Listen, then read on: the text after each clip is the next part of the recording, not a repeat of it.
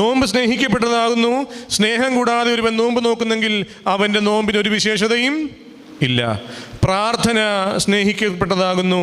സ്നേഹം അതിനെ കരയേറ്റുന്നില്ലെങ്കിൽ അവൻ്റെ നോമ്പിൻ്റെ ചിറക് ബലഹീനമായി തീരുന്നു. അവന് സ്വർഗത്തിലേക്ക് ഉയർന്നു പറക്കുവാൻ കഴിയുകയില്ല എന്ന് പിതാക്കന്മാർ കൃത്യമായി ഓർപ്പിക്കുന്നുണ്ട്. പ്രിയപ്പെട്ടവരെ, അങ്ങനെ സഹോദരനോടും ദൈവത്തോടും നിരപ്പാകുവാൻ തക്കവണ്ണം നമുക്കിടയാകുന്നുണ്ടോ? അങ്ങനെ ദൈവത്തോട് നിരപ്പായ ഒരു മനുഷ്യനെ നമ്മൾ കാണുന്നുണ്ട്. മകനെ, നീ ആരാകുന്നു എന്ന് ചോദിച്ചപ്പോൾ യാക്കോബ് തൻ്റെ അപ്പനായ ഇസഹാക്കിനോട് പറഞ്ഞു, ഞാൻ നിൻ്റെ മൂത്ത മകനായ ഏശാവാകുന്നു. അവൻ അപ്പനോട് തെറ്റ് ചെയ്ത് അപ്പൻ്റെ സന്നിധിയിൽ നിന്ന് ജ്യേഷ്ഠാവകാശം മുഴുവൻ കൈക്കലാക്കി തിരികെ പോകുമ്പോൾ പിന്നീട് അവൻ്റെ യാത്രയിൽ എവിടെയോ വെച്ച് ദൈവത്തിൻ്റെ ദൂതൻ ചോദിക്കുന്നുണ്ട്, നിൻ്റെ പേര് എന്താകുന്നു?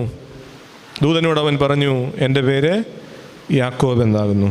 അപ്പനോട് തെറ്റ് ചെയ്തവൻ